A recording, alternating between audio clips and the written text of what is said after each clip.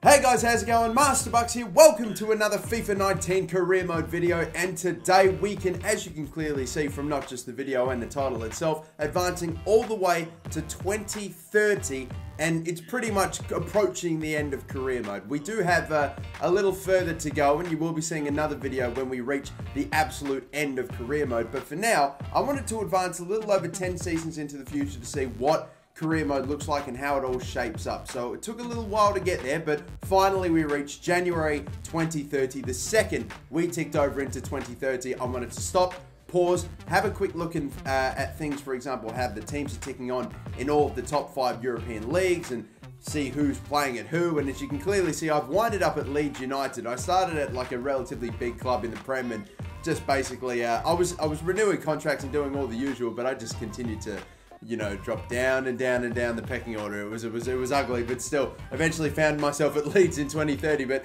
we'll take a look and see in the Premier League after 18 or so games, remembering this is the midway point, that Spurs were on top, Chelsea was second, Arsenal were right up there as well, and then a couple of other teams that you wouldn't have expected, like West Ham, were up there as well, and a few of the teams that have made it in that weren't. For example, Nottingham Forest, Sheffield Wednesday had gone all the way up in as well. Cardiff City was still kicking around, even though we probably all expect them maybe not exactly survive this season. And over in League One, you had Monaco, Nice, and Bordeaux, all above Paris Saint-Germain at this point as well. Again, at the halfway stage, it's absolutely crazy. I know that we expect them to basically kick on and be amazing forever, especially with the state of Ligue 1, but Leverkusen, Dortmund, and Leipzig as well. So far, in the two leagues here, the Bundesliga and Ligue 1, where normally it's one team winning it all the time, we're finding that there's quite a fair bit of distance and separation between them and the top of the table at the midway point. So after a while, the teams that we normally expect to dominate were beginning to drop a little bit. Like Milan, for example, on top, Lazio and Napoli. There's always seems to be at least 3 teams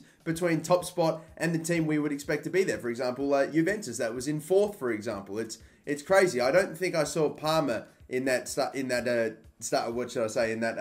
top tier as well. So I think maybe they might have gone down. And again, once more, we've got Atletico Madrid and Sevilla. Remembering still it is only halfway through, but Barcelona and Real Madrid, they're not too far off the pace, to be fair, so they're obviously still kicking around. But Atletico Madrid, Sevilla, Valencia is absolutely nowhere to be seen here as well, which is a little bit interesting. But other teams like Celta Vigo, Athletic Bilbao, Betis as well. Valencia is all the way down in 9th place, which is really not too good for them. You definitely expect a little bit better, but still, there you go. And there was also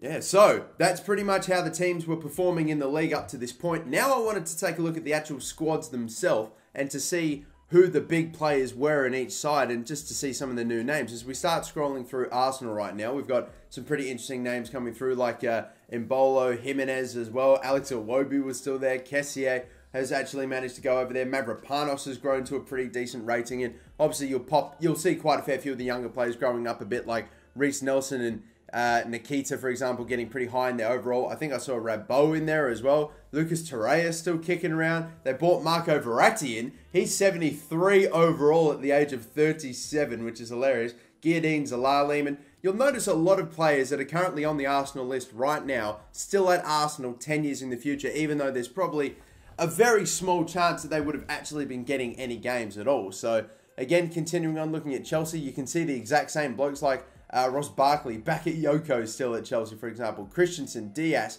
a few transfers, and just a lot of youth academy players, really, from what I can see so far, new blokes. But we got Nabil Fekir, 36 years of age, obviously still kicking around. He was about 70-odd something years of age.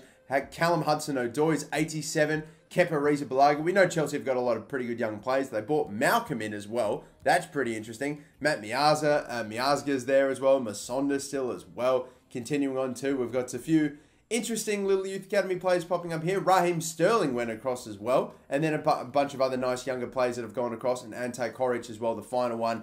32 years of age, centre attacking midfielder. So some pretty decently high rated players there at Chelsea. And obviously a lot of them being the younger high potential players that we got.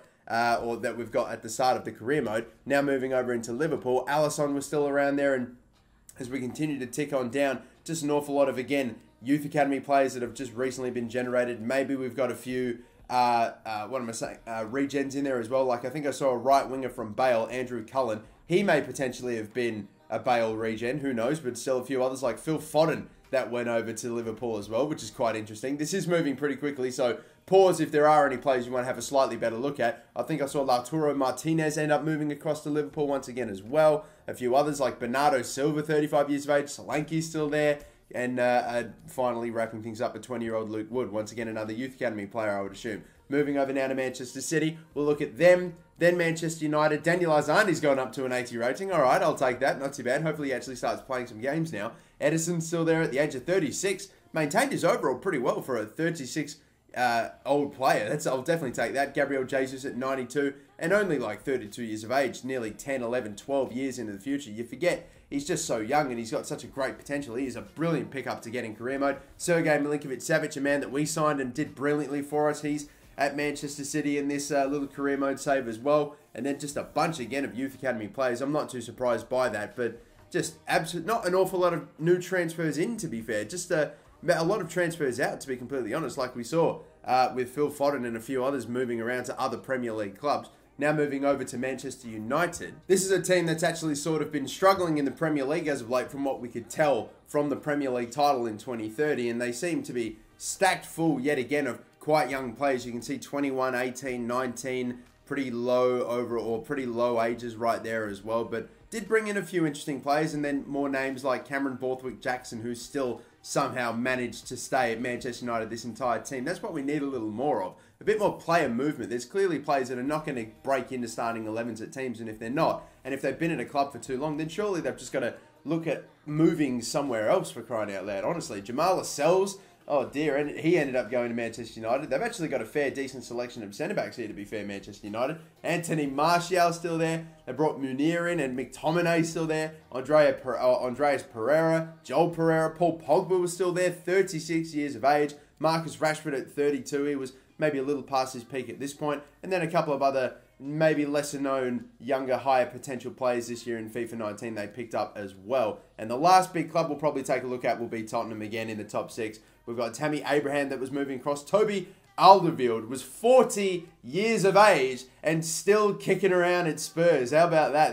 That's hilarious. Still, we've got Christian Fruchtil from Bayern that ended up moving over to Tottenham Hotspur as well. A few others, like I believe we saw a Sanchez regen right there, a left winger from Chile that was a pretty decently high overall. And that's funny how he's ended up winding up at Tottenham, isn't it? Still a couple of others like Josh Onomar and all those others as well. Davinson Sanchez is 89 overall. That's quite impressive as well. Harry Winks at 33. He's managed to stay at Tottenham this entire time as well. Like, again, there's got to be, at some point, you've got to be like, okay, yeah, maybe my career's not really panning out here. I doubt that he's going to be getting an awful lot of games at Tottenham at that point. If I can't see his overall, if he's not breaking into the 80s or anything like that. But still moving on. A few others like Alphonso Davies as we move over to PSG. Eric Dyer's gone over, which is a bit of an interesting one. Quite a lot of older players popping up at the moment. They've still kept Kimpembe as well. So he's, what, now 34 years of age. Kylian Mbappe, 31 years of age and 95 overall. That is by far the biggest standout that I've seen so far, and one of the highest overalls I've ever seen when advancing forward to look to see what all these players would be rated. That is extraordinary, a 95. And on top of that, Timo Werner's going over to PSG as well. That's pretty interesting, the package. But I'm pretty confident with Kylian Mbappe being 31 years of age. There's probably a good chance that he would have at least dropped one overall point as well. So he probably could have even been 96. Mbappe, if you can get him, oh my god, guys, he would be a star. We've got Stipe Budimir right there, who is, I believe, a centre mid from Croatia, if I caught it correctly. I can only safely assume at a 92 overall, he must have been a Luka Modric regen as well. So you can definitely see quite a fair few of them popping up. Han Kwang-son, the North Korean striker that's actually gotten up to a nice rating as well. Another Newcastle player, or former, or should I say loaned in, whatever, Newcastle player in Kennedy. They got Naby Keita. Kimmich was still kicking around there as well. A few other youth academy players. Sergio Rico is 36 at this point. And then just a number of others as well. Nicholas Stark was there. Another youth academy player to finish things off. These teams were looking a bit interesting. It's just the one gripe that really I have is we're probably going to look at two more teams here, Barcelona, and then we'll finish off with Real Madrid. The only gripe that I have is just a number of players that just haven't exactly got, a number of deadwood players that just have stuck around for this entire time. Like, surely after a while, you've got to move them on. But anyway, moving on, we've got an English centre-back in Dale Fry that went across there. Arthur, who is a bloke I've got my eyes on, really looking out like he's going to be good. But how about this one? This is one of the more crazy ones. Harry Kane to Barcelona. He's now 81 overall at the age of, what, 30, 36, 35, I think it was. So he's definitely got on quite a fair bit. I think I still saw ter Stegen kicking around there, maybe. I think we'll find out anyway. Sergi Samper is there. Nelson Semedo at 36 years of age. Sagankov, I believe that's right. Umtiti, 36 years of age. So some of the old guards, some of the still starting 11 players. And again, ter Stegen is there. Skriniar at 34.